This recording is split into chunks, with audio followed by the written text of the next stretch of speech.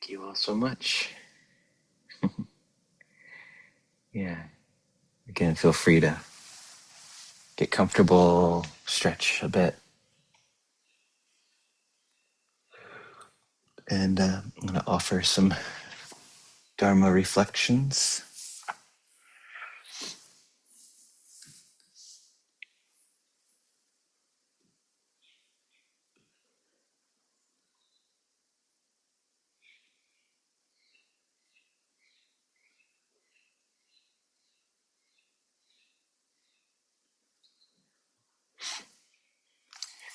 So I've kind of touched on a little bit of the theme today. And this quote I really love. Don't go searching for the Dhamma outside, for it lies within. Peace lies within. But we have to contemplate so that we're aware all around, subtly, deep down. Let me say that again. Don't go searching for the Dhamma outside, for it lies within. Peace lies within. But we have to contemplate so that we are aware all around, subtly, deep down.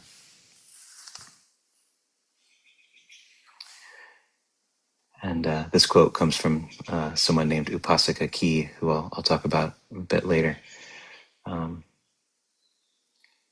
But something I noticed in myself early in my practice was how many times a day that I looked outward to find out if I was okay. This becomes especially evident in retreat practice. So in retreat practice, we're in silence and we're encouraged not to not to maintain social silence, which also means eye contact and any sort of nonverbal communication. And if you've never been on retreat before, and again, this became very evident when I first started going on retreat, was how much I look externally for confirmation. And so meeting people's eyes or smiling in order to get a smile back. You know, I found that a lot of my day, I am actually looking out to try to get feedback from the external environment to confirm this self that is attempting to become solid.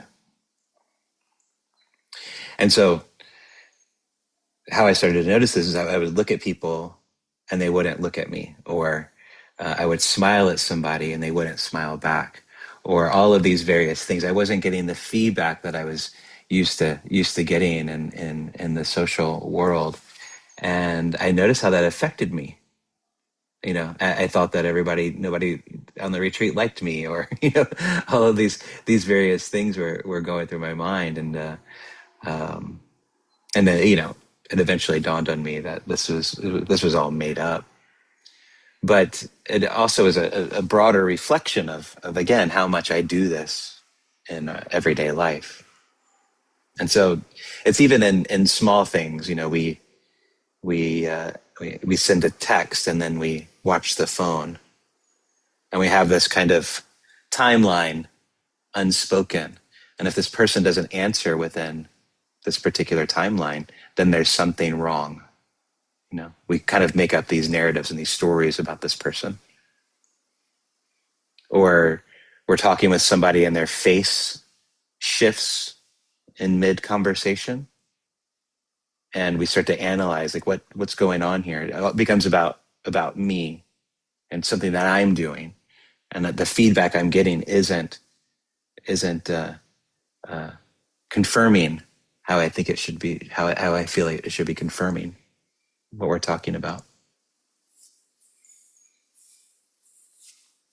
And this is natural. This is a natural thing that's in the mind of just how we've evolved in order to maintain safety and um, to look out for potential danger or trouble. And so it's kind of wired into us to kind of have this consistent, like, outward looking feedback, outward looking feedback, outward looking feedback. So we're constantly scanning the environment for safety or for danger.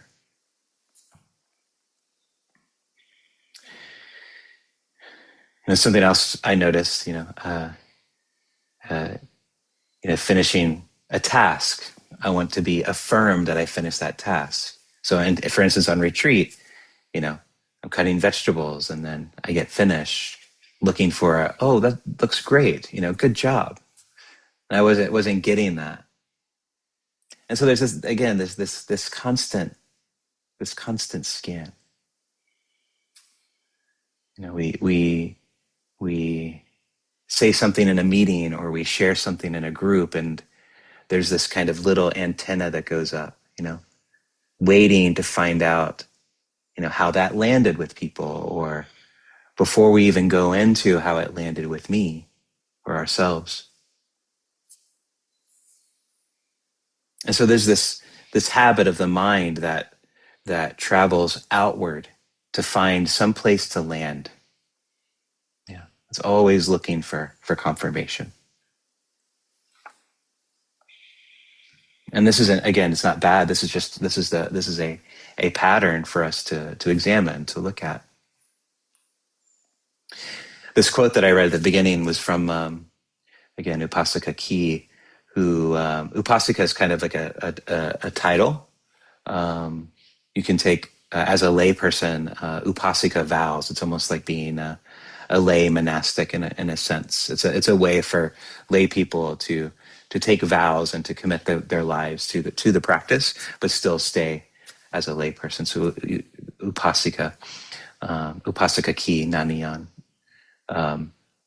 And she ran this small forest center starting in the 1940s in Thailand. And it was mostly women, and it was very frugal. And this was a very rare anomaly for a lay person, especially a lay woman, to start something like this anywhere in the world, really, but in Thailand. And so she didn't have any formal ordination. She was mostly self-taught. There was no famous monastery that was backing her or a lineage.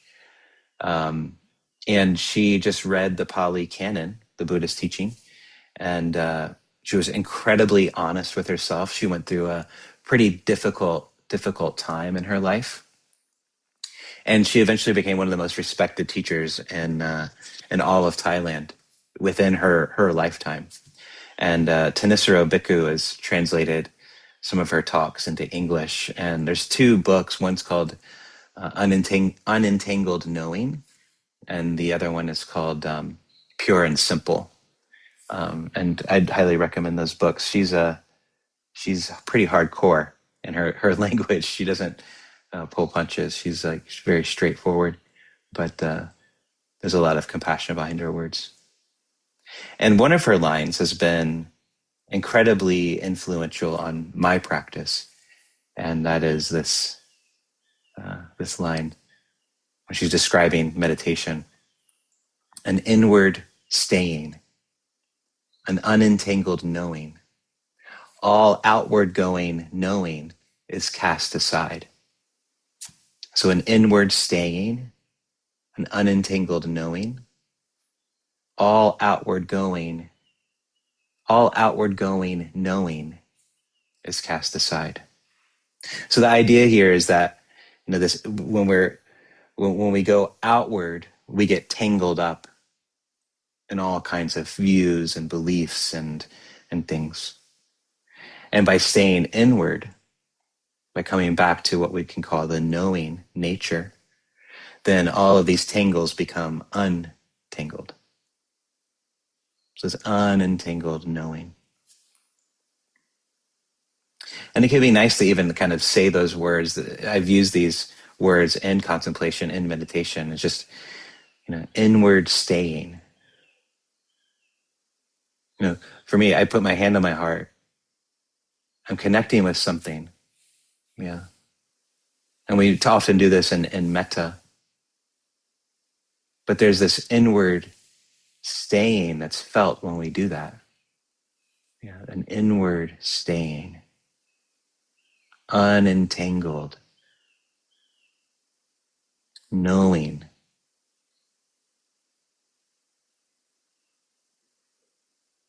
This contemplation is quite powerful. And what she's doing here, just in this little line, is she's naming two kind of modes that the mind runs in. One goes out, it reaches for an object, it gets caught in it, gets tangled up in it by forming some kind of opinion about it, and then has to check it against something else to know where it stands. Yeah. The other mode stays inward, stays home. Yeah. It knows without having to reach out, without having to grasp, without having to cling. It's aware, and it doesn't need to travel anywhere to know or to confirm that it's aware. And so to travel outward and to get tangled up is to cling. And that's the second noble truth, clinging, which is describing how suffering comes about, clinging to a self.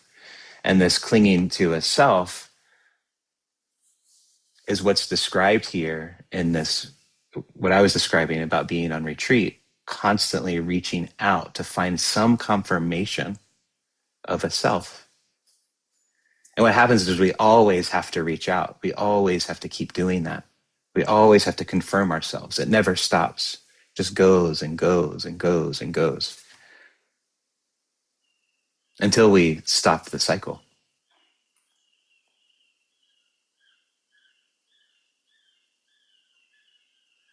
And again, it's not wrong. This outward going knowing isn't wrong. It's so easily we get into this judgment of what's right and wrong. It's not either. It's just endless.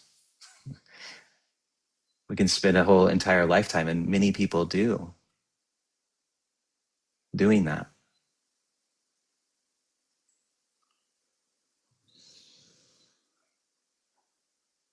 We check the phone and we get the read on the situation, and the mind doesn't just rest there. It goes looking for the next thing to check. So there's no end to this. Yeah. Every answer we get just produces a new question. Am I doing okay? Was that the right thing to say? Do they still respect me? Did I handle that well? Around and around, always outward, always waiting on the next piece of information to land correctly the way we want it to. Ajahn Chah used to point to what he called the one who knows. The one who knows. Not the thoughts, not the story, but the knowing itself, underneath all of this, that's already present before we go looking for any kind of evidence of our own okayness. So what I was kind of pointing to in the meditation, whether there's stillness or whether there's movement, underneath all of that, it's happening within this larger context of knowing. We know both those things are happening. When I was talking about the Buddha, all of the things that Mara threw at the Buddha, that was all happening within this whole field of knowing nature. And that's what the Buddha was resting in. And so as that knowing nature, we become more and more aware of it, our capacity grows and grows and grows and grows, then those movements, those we call asavas, this outflowing nature just dilutes itself. It becomes diluted in this expansive knowing nature, this awareness itself. And so this one who knows, this is what Upasika Kee is pointing to, this inward staying. She's just kind of naming a bit more precisely. She's not telling us to stop knowing things. She's telling us to stop sending our knowing out, sending our knowing out and getting tangled.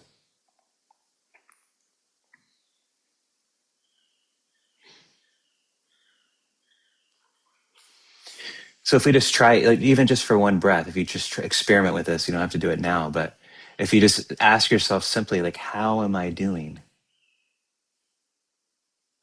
And the natural pattern that I experience often is the mind goes out looking for feedback. Yeah. It's looking for some answer out there. Like, how am I doing? You know, what is my environment telling me?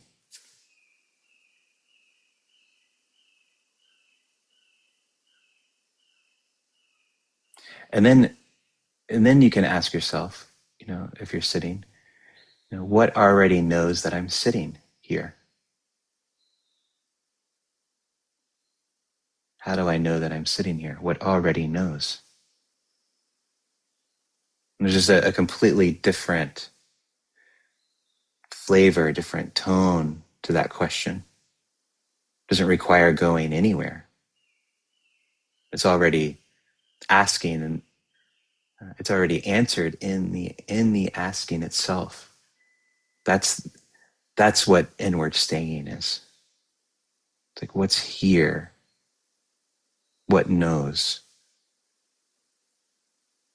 And that gives you all the confirmation you need. So we're not trying to fix anything. We're not trying to arrive at some kind of unentangled place as some kind of achievement or something. It's just noticing, honestly, where our attention is right now. Is it out checking on something? How you're sitting, how this is landing, what time it is? Or is it simply here, aware, before any of that kind of checking or gauging begins? Because even that checking and that gauging, that outward going is held within this much larger knowing nature, this context. And once we know it, once we see that pattern, then it becomes very, very obvious. Just like being on retreat. Once you see yourself once I saw myself doing this, I couldn't unsee it anymore. And in that way, it just began to just dissolve. And now it's just not there really anymore at all. Doesn't completely stop. It still comes up in surprising ways, but it's still there.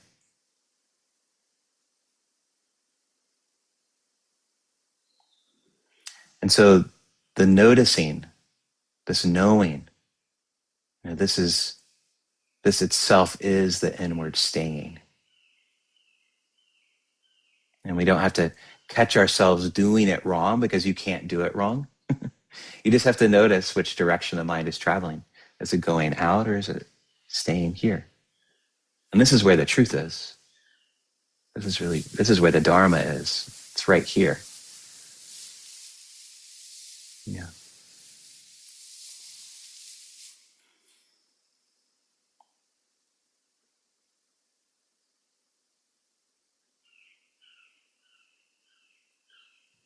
There's this story I was listening to Ajahn Sumedho, and he was talking about being a younger monk, and Ajahn Chah would travel around and visit some of the other kind of Ajahns. And there was this one Ajahn who's named Ajahn Kao, who's this very highly respected teacher in the Thai forest tradition. And he said they were meeting together, Ajahn Chah and him. And then at the end of the meeting, Ajahn Kao called Sumedho over, just called him over. He was in a wheelchair, Ajahn Kao. And he said he just said over and over to him, he pointed at his own heart, he tapped his own heart and said, this is where reality is. This is where the Dharma is. This is where reality is. Right here, right here. So he just kept saying it over and over again. This is where reality is. This is where the Dharma is, right here. Right here.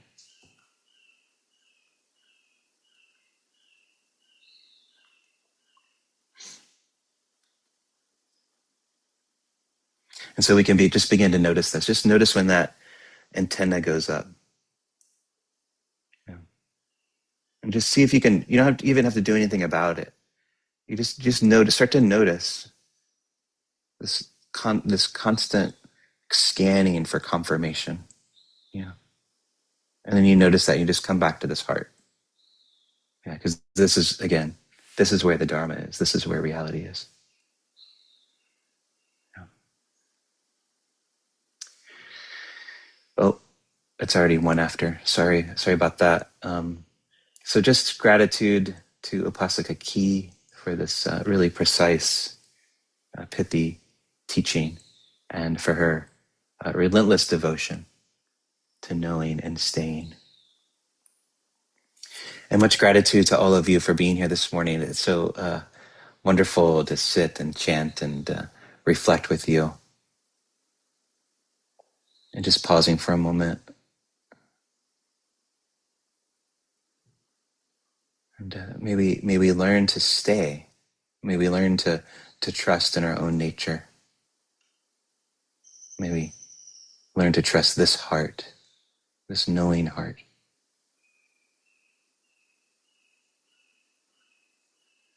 And may any goodness that has come about from our practicing today, this morning, may it be dedicated to all beings everywhere,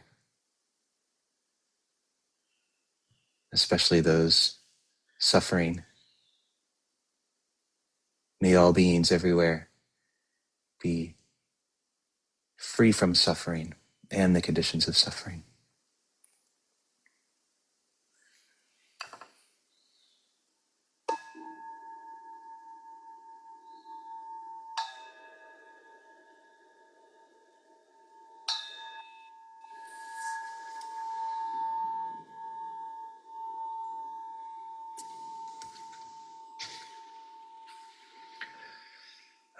Thank you all so much for joining this morning. And if you'd like to stay over, I'll stop recording and we can have some further discussion.